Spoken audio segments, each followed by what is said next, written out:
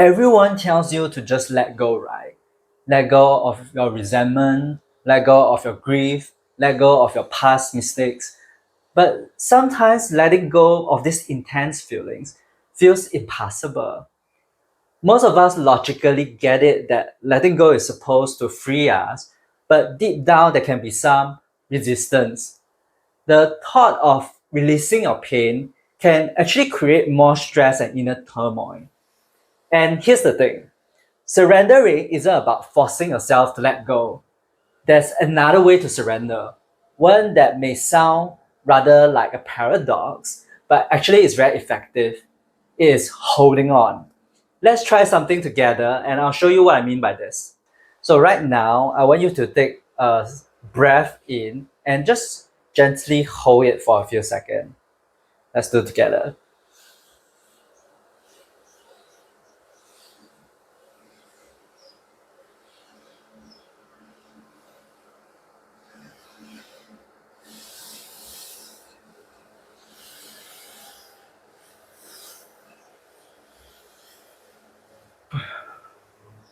So, what do you notice?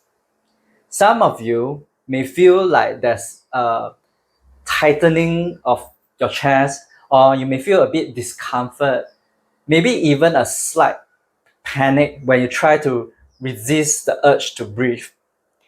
Your mind may even start resisting, saying like, hey, this isn't natural, I need to breathe right now. And if you do it even longer past the noisy mind, you may start to feel a sense of peace and clarity. But eventually, at a certain point, you will need to breathe, right? And you'll just let go.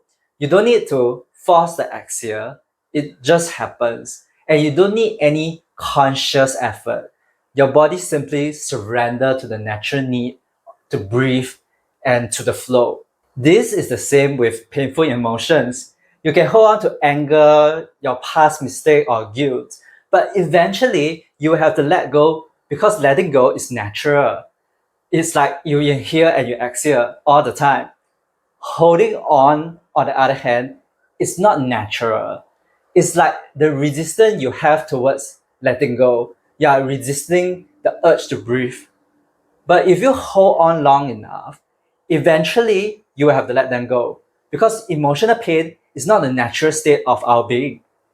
That discomfort, that tightening of your chest, and that initial panic you felt is like you're trying to hold your breath. That's so much like the internal resistance we feel when we try to hold on to anger, control, or past mistake. We cling on to the emotion, we fight the natural flow, and it creates intense inner turmoil and exhaustion. But just like your body eventually surrenders to the breath, the natural flow of surrender eventually takes over. It's not about forcing yourself to let go.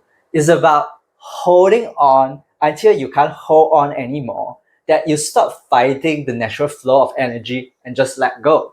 Letting go and holding on are two sides of the same coin. Ideally, when we face an emotion or a situation, we just let them go immediately. But sometimes holding on is necessary. It's like picking up an object, right? If you don't hold on to an object in the first place, then you can't drop it. Sometimes you need to hold on to your emotion pain before you can let them go. Holding on tightly and then releasing the emotional pain can give you such a huge release. You build up all this tension in your body, and then when you release it, it can feel very relaxing. It's like winding up a toy car and watch it go, or it's like stretching a rubber band to its limit and then releasing it. So, how can we apply this to the emotional pain we are feeling? How do we hold on in order to let go? First, you need to start holding on with intention. Instead of letting the emotional pain control your life in the background, bring it to the surface. You can find a quiet spot to sit with your emotion. Think about the events that causes the pain and don't hold back. Fully dive into the feeling. Immerse in your pain and you might even want to amp it out a little. Think of all the bad memories and let yourself feel the misery. But don't focus too much on the words, as in don't narrate the story in your head. Just place yourself back in the moment as if you are reliving it, as if you are in the scene, and just replay the dialogue, the exchange you have with other people. For example, I remember the time in school when I felt isolated. I put myself back into the scene where I was a student and seeing other students having fun. And I really am up and feel the pain. And when you are feeling the pain, go even deeper. Don't back off. Don't be afraid. Really let yourself experience the feeling and the emotion in your body. It's like when you're holding on your breath, your mind will say things like, I can't do it, I'm going to give up. But you want to stay with your feelings and emotion a little bit longer. And remember, this is a deliberate exercise, it's intentional. So you can time yourself for just 1 minute or 2 minutes. And when the time is up, you let it go. Within the 1 minute, you immerse yourself in the pain fully. But when time's up, let go of everything. You step out of the scene, you don't replay that memory anymore, and you come back to the present moment. Doing so, you'll probably feel a sense of relief. It's like exhaling after holding your breath for too long until you have to breathe. That release is powerful. Fully allowing yourself to feel the pain and then letting it go is way better than suppressing it or resisting it. But you might have to do this a few times over a period of time to really loosen up your attachment to the memory. It might not seem easy at first, but with practice, this process can really help. So give it a try. If you're not great at visualizing or don't want to replay bad memories, no worries. I got another exercise for you. It's called the blow up exercise. And I learned it from Donna Eden from Energy Medicine. It's perfect for releasing stuck energy or overwhelming energy, especially anger. So here's how it works. First, you want to start by standing with your hands on your thighs, fingers spread, and you just take a deep breath.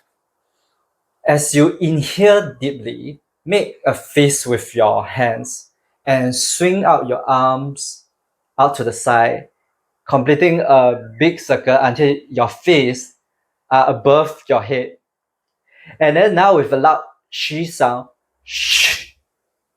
Exhale as you bring down your fist down quickly, opening your hands up and reaching towards the ground. Like shh.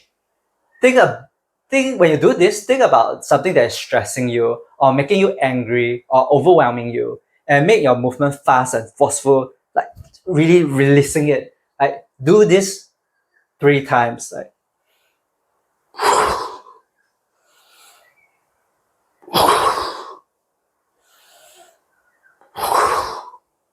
you will feel a sense of relief. Then on the fourth time, you want to move slower this time and more deliberately. You feel your strength as you circle your arms up again slowly, then bring down as you exhale.